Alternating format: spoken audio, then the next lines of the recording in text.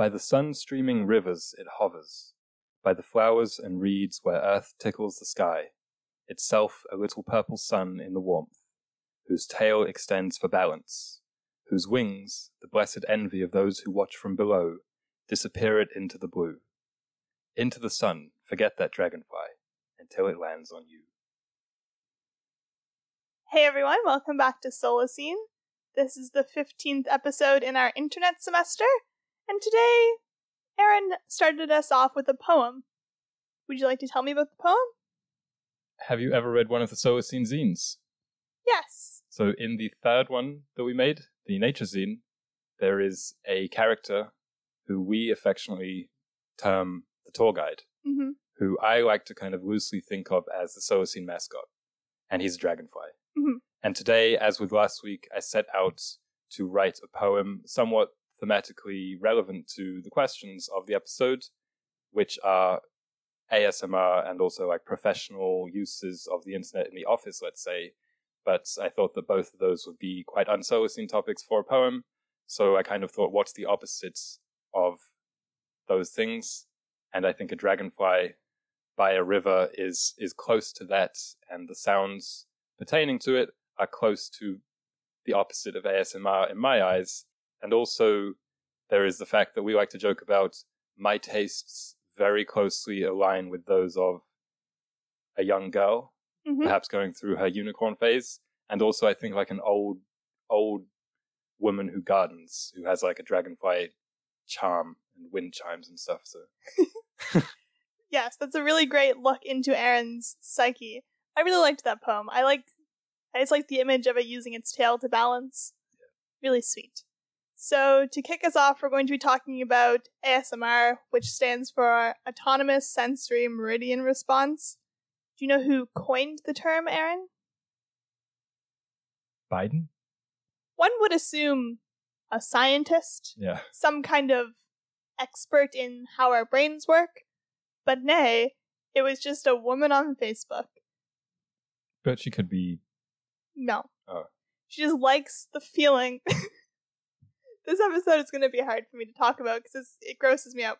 But ASMR is basically a category of video and audio online, and it refers to the feeling you get. Let me try and convey the feeling to people. Yeah. Because not everybody experiences ASMR from these sounds. Actually, very few people do in the grand scheme of things. It's like a few million people in the world do, but they're very committed to the feeling. But the feeling is like when you're a young kid and you get into like the flow state of playing a game, or when like you're on the playground and your friend like brushes your arm. Like that's how people describe the original feeling, and it's like I feel like that's a kind of universal thing when you were a kid, kind of having these like almost dreamlike experiences when you're a child. Yeah, maybe because your senses are a bit more open, let's say. Yeah. I think it's also tied to goosebumps. So because it's usually sounds, maybe we could say it's somehow analogous to getting goosebumps by hearing a nice moment in a song. Yeah. Or something like that. Like that's what it seems like, and people are hacking it with these videos that they realized can evoke that feeling of tingliness or goosebumps with these sounds. But they're not like someone singing, nature sounds like you would think are nice sounds. They're just a collection of generally yucky, sometimes neutral but slightly annoying sounds, like a hairdryer blowing, or someone talking really close into the mic. I think, so it's a genre on YouTube and also on Twitch. People listen to it live sometimes. They tend to be quite low sounds, quite close to the microphone. Sometimes when I listen back to this podcast, say when we're editing and we have to do it with like the noise quite far up so that we can hear the tiny mistakes we make. Sometimes I hear what could go into an ASMR compilation and I always shudder to myself. Or sometimes I kind of laugh and say, oh, Alicia, listen to this gross sound that you made by accident and play it back. And you go, delete it. Yeah. We are like anti-ASMR podcasters in terms of how we edit. I'm sure some people maybe keep sounds in because they find them neutral or I know they do, yeah. They find them pleasant even. But if I hear like one of these noises in our podcast, it's instant delete, instant mute. And also, if it's a podcast that I'm listening to just as a fan or as a listener, the fated episode where someone brings food on or thinks it's a good idea to drink on the microphone. The shivers inside of me are just so strong. Shiver me timbers. So, oh my goodness. So something I noticed also, so we talked about some of the sounds. It could be rubbing the microphone or playing into with a hairdresser or a comb, or like crinkling leaves really close to the microphone, moving like slime or jello. Something I've noticed also is that this has kind of infected what I would call like cooking Instagram or cooking YouTube, cooking TikTok. It all seems like it's been kind of perverted by ASMR to be as closely mic'd as possible, which is why I really dislike that side of the internet also. But I think it's hard to ignore what is the dominant form of the genre that I've noticed anyway. I just did a cursory search for this episode because it disgusted me to watch or listen for more than like 2 minutes of each video. Did you watch anything? Yeah. I didn't. But what I'm saying is that they are almost all just young women whispering into the microphone. So I think that appeal, which is some weird combination of the comfort of like a mother figure and also just the sex appeal. Like, I think it's some kind of weird Freudian combination of these two, which I'm probably unqualified to speak on, but that's what I see in it. Yeah, so I have 2 theories. Okay. Do you want to hear them? I don't know. So the first theory that's less pleasant to talk about is exactly that, in that I feel like ASMR is a kind of gateway into more explicit content, and it doesn't need to be necessarily explicit in like the X-rated sense, but it might just be more intense, like violence. It can be a gateway to, and it can be a gateway to just like really obscure behavior that people are regarding on YouTube. Because when I was reading about people's experience, it's all anecdotal. There's been no studies on this, but from anecdotes, people say when you start watching ASMR every day, you need more of a high to have the tingly feeling. So people would get into these kind of weirder videos, because it started off mainly with people whispering, or even just like haircuts, because that's like a feeling you get when you're having a haircut, so it's kind of like a simulated experience. Yes. But it's then gets into more extreme stuff of things being violent or things being like kind of overtly sexual, and I think that's then a gateway into just like more stuff. So that's my first theory. I don't want to like cast too much of a negative light on this, because I do think it's probably mostly benign, and I feel like it sounds like we're being very judgmental to the people who experience this, which by all accounts, like, they don't choose to. Yeah. You know what I mean? Like, it's just like, it's a thing that some people get tingly when they listen to those things. But yeah, I do think it gets kind of sad, and it's kind of mimicking intimacy. Like, even the hairdresser thing you said, the reason that sound is evocative, even in people who don't get the tingles, is because it's always close to your ears, and also because trips to the hairdresser, I think, are often quite formative or quite evocative memories from when you are a child. So like someone whispering, especially in the way they tend to do in these videos, has a certain connotation of intimacy, right? So I was kind of interested in the types of people who like this versus the type of people who don't, because I think it's a bit of a Marmite situation where you either love it or you hate it. I can imagine some people being neutral, and to some of the sounds I am quite neutral, but almost all of them invoke an anger in me or a disgust, and that's what you were kind of referencing as well at the start. So as you said, there's an unfortunate lack of real scientific data on this, although I did find a few studies that were trying to poll ASMR participants versus non-participants and finding differences in like traits such as neuroticism, openness. And I think that generally makes sense, because one of the biggest benefits people purport or people claim of it is reducing anxiety, lulling them to sleep, kind of comforting them like that. And also I think it's interesting because it seems like there's a thin line between loving it or enjoying it and hating it, in that both of them, in both cases, the sounds are prompting a visceral physical response in you, right? It goes one way or the other. And I think the hatred of those sounds is called misophonia or something like that. Okay. There was also a study I saw by the University of Essex, which used this kind of interesting flower metaphor to distinguish between people by different levels of sensitivity, both to internal and external, like social stimuli. So it's kind of like the HSP, highly sensitive people type of thing. And there were 3 different categories. The most sensitive, the highly sensitive people would be orchids.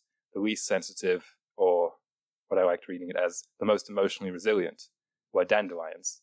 And then everything in between was tulips. And it's like, for society at large, by this test, it generally is like a third each. It's generally like 30% or thereabouts of society is one of these 3. And I think I'm definitely more of a dandelion. But of the ASMR responders, 56% of them were orchids, or the most sensitive, and only 12% of them were the dandelions. Ah. So that makes sense. Receptiveness, you know what I mean? Yeah, that does make a lot of sense. It makes a lot of sense in one hand, but in the other, I feel like if you're highly sensitive, perhaps those sounds could be overstimulating, but maybe they're not overstimulating if you enjoy them. I don't know. But I read a bit about like the physical response of like what this is, like what happens in our brains, because there were a couple people, like PhD students, who tried to figure it out. And one guy said, perhaps it's a type of seizure. And it reminds me of something that you do, that you tell me about, that I can't experience. Sure. And that is sending a shiver down your own spine. It's not quite that. It's not quite that. It's more like a jolt of energy. Mm-hmm. I don't know why I found it so funny. It's just, yeah, you send a jolt of energy down your body. It's like if you're getting hyped up for something, you can basically do it on command. Yeah. And then I was like, perhaps a type of seizure. No, but I think this is more of a relaxant, right? Like this reduces the heart rate. The ASMR. Yeah. Anyway, that was just interesting, and like, I'm sure it's fine, because obviously people do it all the time, and it seems safe. But I didn't know this, that some types of seizures can be perceived as pleasant. Really? Yeah, so it's like, perhaps this is one of those pleasant types. And I was like, huh, weird.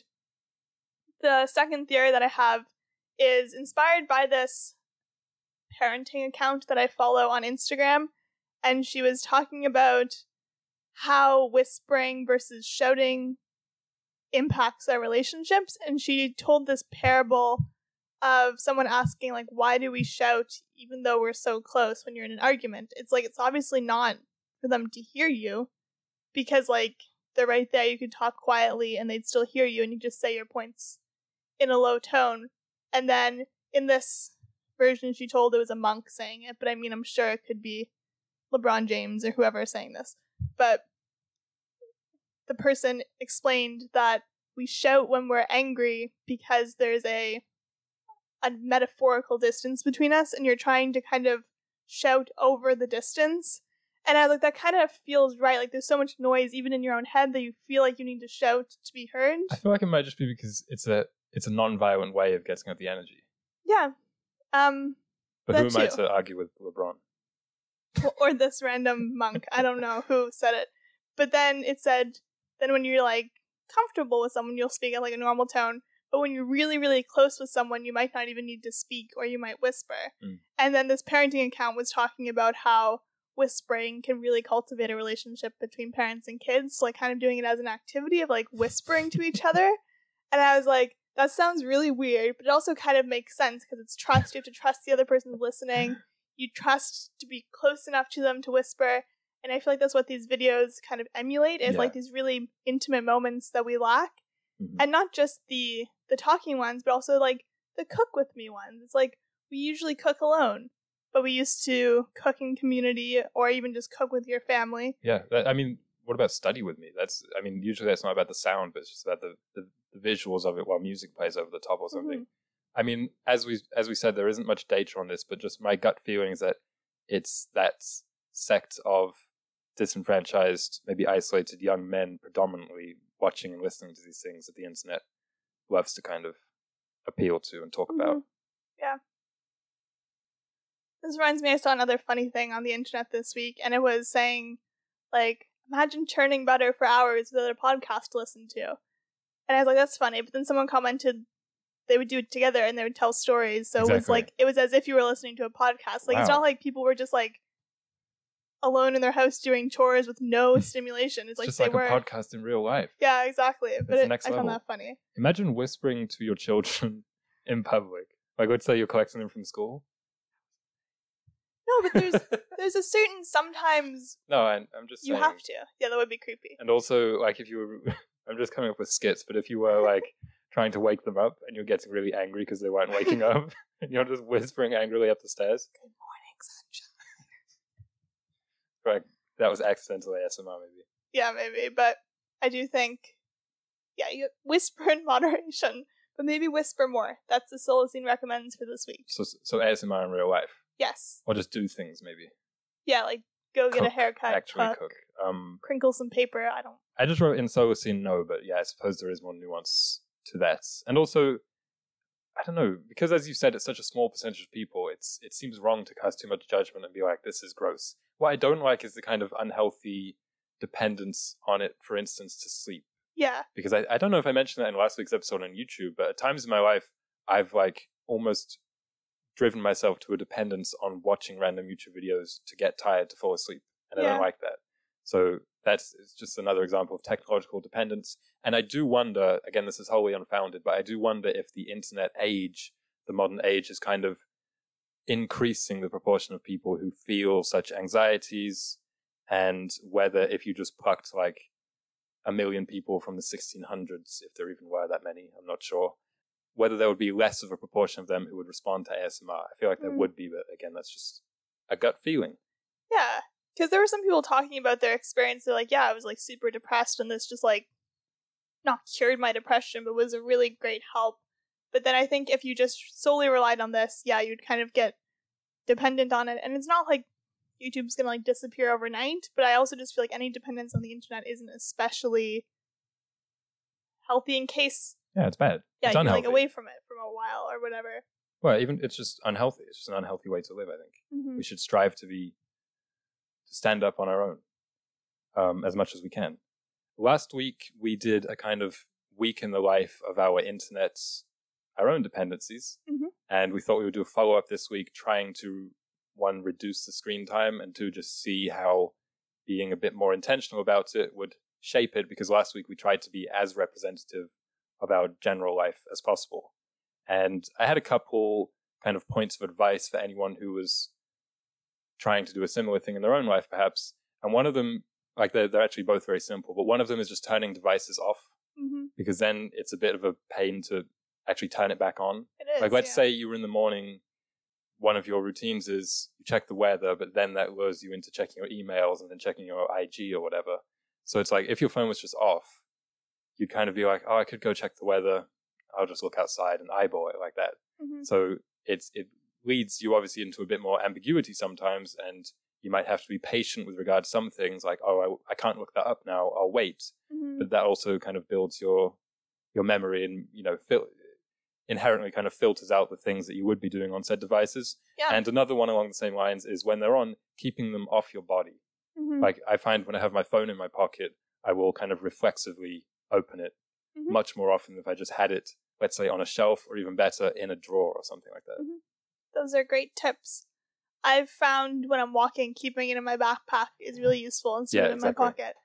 And I didn't even think about that, but it's definitely useful. Like right before we recorded, I was helping someone find directions. So before we left, I looked up the address, and then we were walking. It was like 7 minutes away from where we were going. And like I had to rely on my own memory of the address and like picture of the map that I had put in my head. And I was so tempted to take out my phone because the person I was with was very doubtful of my navigation skills. I won't shout out who they are. You know who they are. But they were very doubtful and kept being like, are you sure? Are you sure? Are you sure? And I was like, yeah, I am sure. I'm not going to check my phone. And then we got there and he's like, oh, good job. It's like, thanks. You said that without any kind of upwards inflection at the end of the sentence. It's not like, yeah, I am sure. It's like, yeah, I am sure. Because I was. Difference there. So I was like, even if we got there and it didn't exist, the place we were going. Say it with your chest. Yeah. Another kind of advice I had is, again, like these are all just the most trite things, but don't wake up with it. Because I find that even if I have an alarm on the phone, then I'll check something and check something else. And even if you're only on it for like a minute or less, I just find that when my mind is still in this very kind of vulnerable, I picture it like a really ductile, like clay before it's set. Like it's still very kind of wavy and like to be shaped. If I even look at screens for like 10 seconds or more, I feel it kind of echoes through my mind throughout the day, whatever's on there. It's kind of like when they say, I don't know if this is actually true, but like when animals are born, the first thing they see is like imprinted onto them. So usually it's their mother, but sometimes they like form a bond with the farmer or whatever. Yeah. So it's kind of like that. And that's also a shade of why I've been kind of rejecting lyrical music recently, because I just find the lyrics replay in my head over and over, even if I only listen to it a few times, especially at night. Yeah. That's such a great evolution for you. When we first met, you were like, lyrics don't matter. They're part of the song. And now you're rejecting lyrics. Well, I understand it from a creative point of view. I do get that, like just the voice as an instrument, but maybe I'm just becoming more of an orchid. I don't know. And another thing that I kind of tried to take into my own practice this week was depth, not breadth of reading, because so often, as I mentioned before, I'll go down rabbit holes on a browser and have like 10 open tabs and be like, this is neat, this is neat, this is neat. But then you barely remember any of it. And the stuff that you do remember is just the most surface level. So I think limiting yourself to just reading about one thing. It's like, let's say you're kind of keeping tabs on 7 different news stories. It's like, what's going on with Biden? What's going on with this Titanic submarine? What's happening in sport? What's happening, with Elon Musk and Zuckerberg cage fighting or something like that? I don't. I don't think I made that up. I think that is a headline. Properly, if you're interested, like, following it. What's wrong with that? Like, in reading, engaging. Yeah. All that being said, we didn't do 7 days this time because we're recording on a Friday, so it's more like 5 days. So I kind of just looked at it per day rather than for the whole week. And last week, for reference, my items on Safari were 210 a day. And this week it's down to like 79. Oh. So decent. That's a bit better. And the screen time is exactly the same at 1 hour and 35 minutes. But I think if we kind of draw a bit of a line between internet time and screen time, if the screen time, for me anyway, if the screen time is less internet, then that means it's more productive. So I'm ultimately happier with that. Yeah, I think that makes a lot of sense. I downed my Instagram time by quite a bit. I barely used it all week. There were 15 minutes here and 15 minutes there. My screen time was only down 18% for the week. But c'est la vie. You use it for pretty much the same things every day. But all I could do is do my best to reduce the non-essentials. And yeah, I don't usually turn my devices off because of the nuisance of turning them back on, but I was trying very consciously. And even when I was preparing for the episode, I was at a cafe and I had my laptop and my notebook, but I also had my phone, but I turned my phone off. Yeah. And I found 2 or 3 times while I was trying to prepare, I picked it up to search something or to send a message. Then I was literally just wait half an hour till you're done preparing and then you can turn it back on. But it's when it's off and you pick it up and it feels dead, because how they're not haptic when they're turned off. It's what am I doing? It's also that's true with the iPhones. I don't know if the new ones, I guess, don't have any buttons. Yeah, I don't know. But when the button is it's not a button and it feels dead, it kind of reminds you it's kind of creepy. It's what am I doing with this metal brick? Yeah, this metal brick makes you want to just smash it. Yeah. Meme of the week. I will mime it again for you, as I did I think 2 weeks ago. The shrug meme? Yeah, the shrug meme. Is it a famous person who's shrugging? Yeah. I don't know who it is. High School Musical 2 ring any bells? Well, there's lots of shrugging memes. That's there's true. One of shock. It's the Zac Efron shrug is what I was kind of trying to reference. Oh, so I guess I didn't that's do from well. Bet On It. That's more. Yeah. So it's a promo pic from High School Musical 2 of 2007 where Zac is shrugging. There's not much else to say. How would you describe his expression? It's a shrug, but it's a happy one. Have I told the story on here that I went to a High School Musical dance class a couple weeks ago? No. Just a quick little Solacine recommends. Just do something like that, because that was very fun. And we dissected this song. Oh. Bet on it. Bet on it. And so in that one, he's trying to decide between what he wants to do. Does he want to go with his high school friends, or does he want to pursue basketball? So in that one, that expression is either or. It's not a shrug. It's kind of what should I do? I don't know if I should do this. And it's he's looking at his hand as if that's one option, then his other hand is the other option. That is what happens there.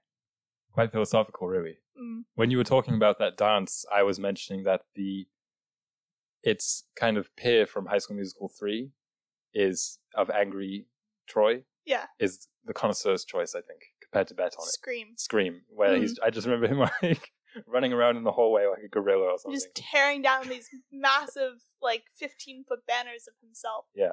And being like, I don't know. Again, what to do. it's almost Nietzschean. So this meme came big in 2015, usually partnered with the phrase "when your parents ask where all your money went." So it's you're kind of like shrugging with like a smile, like an innocent smile. And I don't think there's much to it. It's kind of funny, I guess.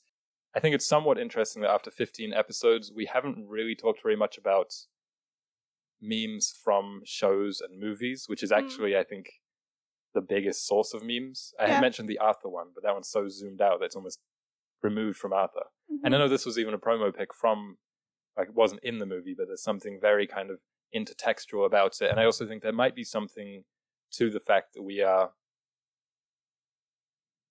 using this Disney Channel imagery from our youth to kind of convey innocence and certainty, or just us kind of shrugging in the face of, like, it's a kind of shallow question about your parents asking where the money went, but it is speaking to economic fragility in a way. Yeah.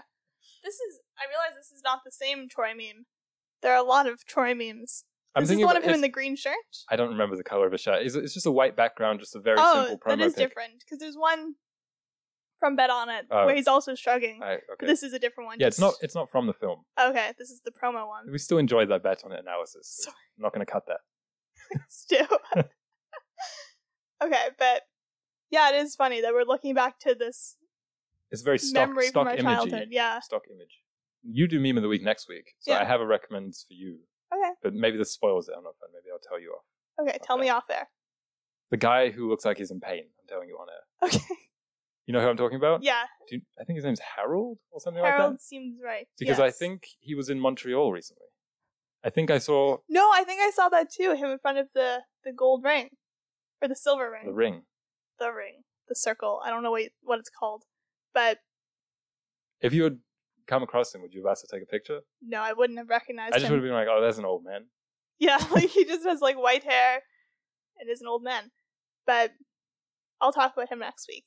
And next week we should also talk about stock music, stock footage and stuff. Yeah, that would be fun. I think that'd be an interesting combo. Because I was watching a sewing tutorial a couple days ago, and it was 20 minutes, and there was a 20-second stock just on loop? Sound just on loop, and I was like losing my mind. But I had paid for the pattern, so like therefore paid for this video, and I was like, I need to watch this to learn how to make the dress. But it was driving me mad. I used to watch a lot of football compilations, and they all use the same stock music to the point that it's almost ingrained in my memory. But anyway, the third question for today is about professional uses of the internet, let's say in an office, or how it has revolutionized particular industries and maybe where it oversteps, and also how in the solo scene it will be almost non-existent. No, it will be. That was just the active verb there. Oh, it will be. Yeah. Okay, cool. So, did you know that it's illegal in Portugal and France to contact your employees outside of office hours? No. Yeah, I wish that was illegal here. Yeah. Because every single job I've had in my life, I've been contacted outside of office hours.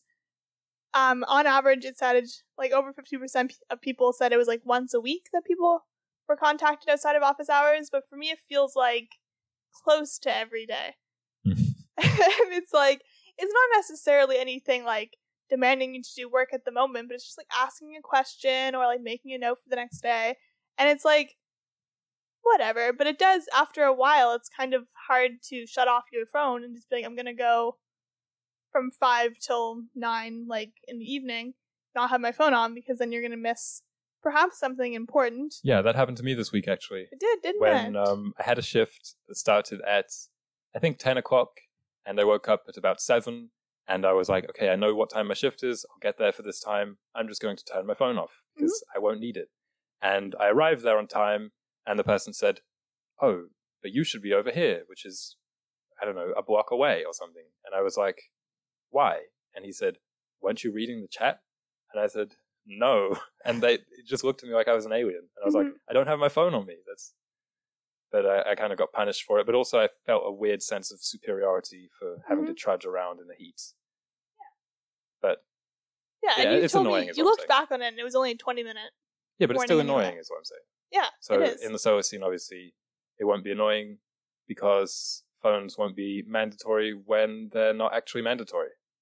Yeah, like if your job's at a call center, which I don't think will exist in the Solacene, but like you're going to have your phone, or if you're like my dad who does pest control, people call him to book the thing, so he needs a phone. Yeah. But if you are like me, someone who is like an assistant, I don't need a phone because I'm just right next to the person I'm working for. Like, there's really no reason for me to be constantly contacted. Something else to mention, I think, I found this really interesting because I was kind of racking my brain at once because I'm not very familiar with like high-level corporate work, let's say, and also because work, just in air quotes, is such a broad thing that it's very hard to speak about it generally. So I was reading some articles about how the internet has revolutionized various industries and various workplaces.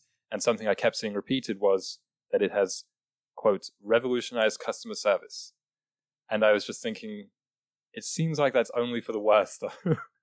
I feel like we shouldn't need so much customer service. Yeah, well, things should just work. What I was just thinking in the Solacene, I don't want to have to chat with a bot on a website.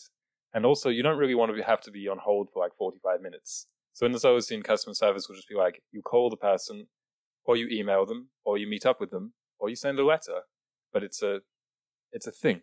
You know what I mean? Like it's a nice person, Billy, let's say.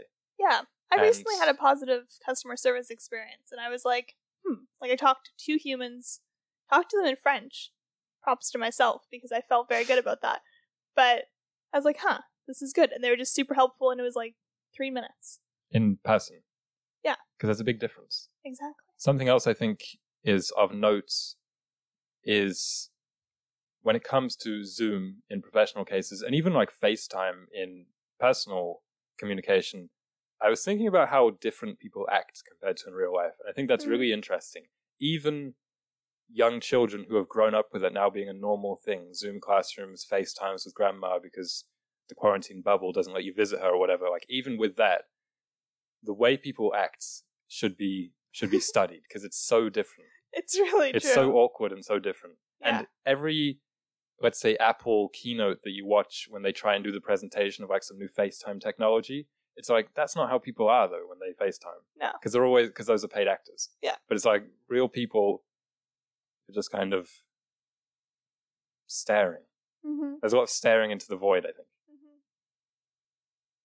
Yeah, because also you're not going to just like sit there in front of your phone and like talk to them. Because normally when you talk on the phone with someone, you're kind of meandering, like either walking or like doing the dishes or something, I feel like. But if you're on FaceTime, you just have to like stare at this screen and you're like, what am I? Yeah, it's just really awkward. It always is. Yeah, especially the Zoom classes. I never liked those very much. And I mean, I'm about to engage in a meeting after this, and it's like, I've never met these people. And it was the same when like school was online. It's like, I don't know any of you. And so the inclination is to like turn off your camera.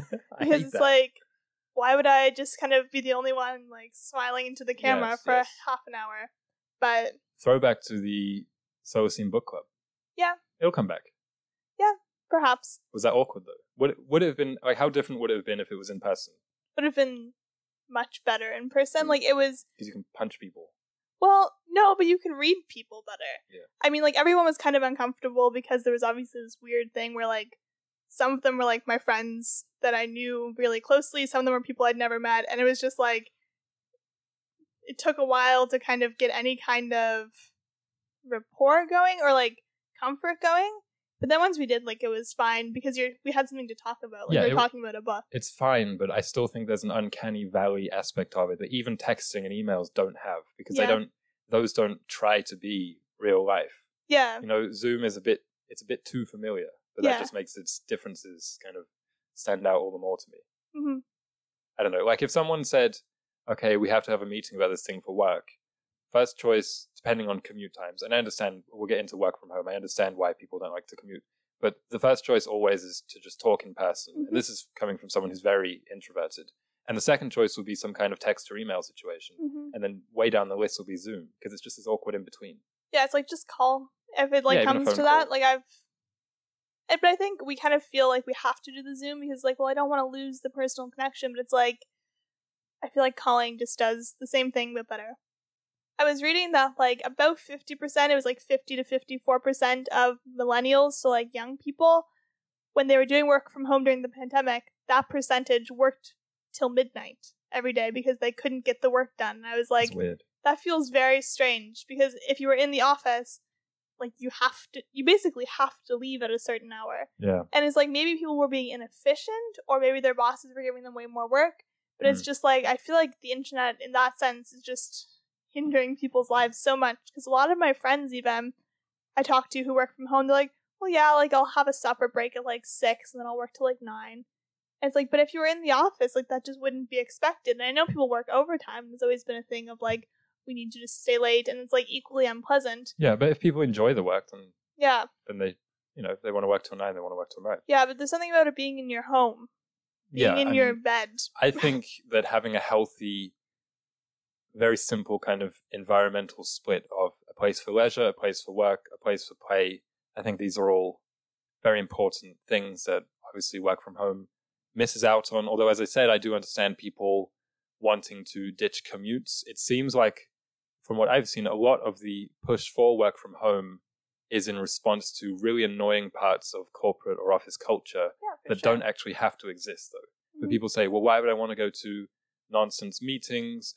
Some companies have like required lunchrooms where you have to take your breaks, or like a 90-minute commute, or just various inconveniences related to office or corporate life, which I think it's right that people should want that kind of change, but I don't think the response should really be a widespread adoption of staying in your pajamas at home working on it, because I don't think it's good for us psychologically or socially in the long run, although I understand the desire for some workplace flexibility, because it obviously in the solar scene, people shouldn't really have to miss their kids' graduation because they have to work or whatever, which had been way too common for the last century or so. Yeah, there will 100% be a 4-day work week in the solar scene. Well, I just think flexibility is a good thing. Mm-hmm.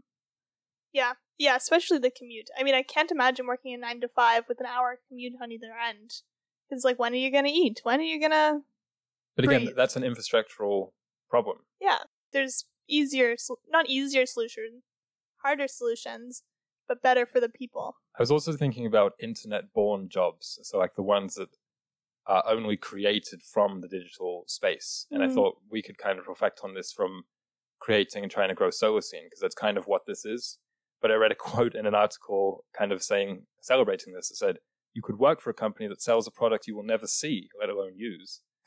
And I was like, that just sounds awful. And I know products, we could think about that as like a material thing, but really most of the economy is companies selling something, whether it be a service or whatever. So it's like, if it's consultancy or toothbrushes, if you have no connection to it, it's not a good thing to celebrate. Mm-hmm. Becoming less and less close to, the core of it. Because I think in the solar scene, like we've said this before, work is something pleasant that people like.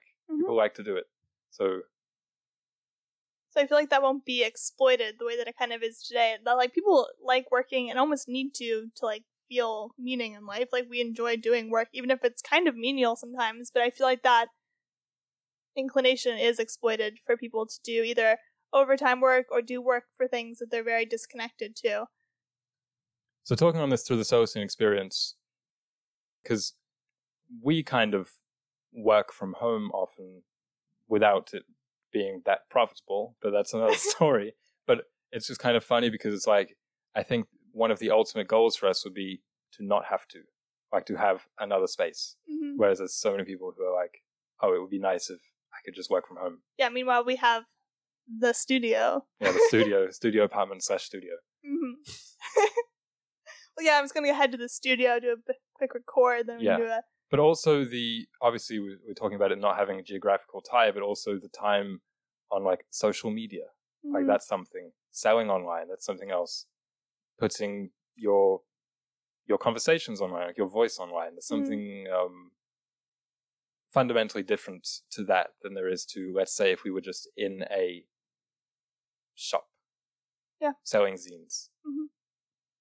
Yeah, very different. And then like all of our customers, in air quotes, or like listeners, we would know very few of them. But if you were in a store, like you would know all of them. Yeah. Not intimately, but you would like recognize their faces. But meanwhile, there could be someone we pass on the street who's a listener, and it'd be like, yeah, I think it can be quite a, not soul sucking, but quite a like demoralizing experience. And it's why ultimately one of the goals for Solacene, and I think ideally for most kind of online born businesses or projects, is to have more real world manifestation, which is kind of what the zines are for. But yeah, buy the zines, people. We make handmade Solacene zines. It's true. We do make Solacene zines. The only other thought I had was that often in the name of sustainability, businesses do the work from home thing or do the no commute or whatever. They're like, well, it's more sustainable than us having all of these computers and all of these office spaces for you when you can just use your own. And the emissions of travel. Yeah, but it's like, that's just cutting corners and like making people buy their own laptops and making people pay for their own office space, basically. And that they're probably, if you're forced to work from home, gonna need a bigger apartment for your sanity, or going to need like a new desk at the very least because you didn't have a desk before. Like, I feel like it's just really externalizing a lot of costs in the name of sustainability, but really it's just in the name of being cheap. I don't love that because I feel like companies will like do that, but then they won't actually tackle their bigger issues. They'll like yeah. Of course, there's an element of greenwashing to it. Yeah. But similarly, I feel like there's an element of the workers driving the work from home movement also using those kind of things as excuses. Like, well, this is more sustainable. But really, it's like, I don't want to have to get out of bed. Yeah. And I'm like, I don't like that. Yeah. I think routine is good. I agree. Do you have any fun jokes to close out the episode? No, I don't have fun jokes. I actually do have another pun. Let me try and remember it so I can word it properly. It's something like, what did the frog say when he was paying to the cashier? What did he say? Debit. It's kind of like ribbit. I know, it's not that funny. Maybe if I delivered it like a croak. Debit.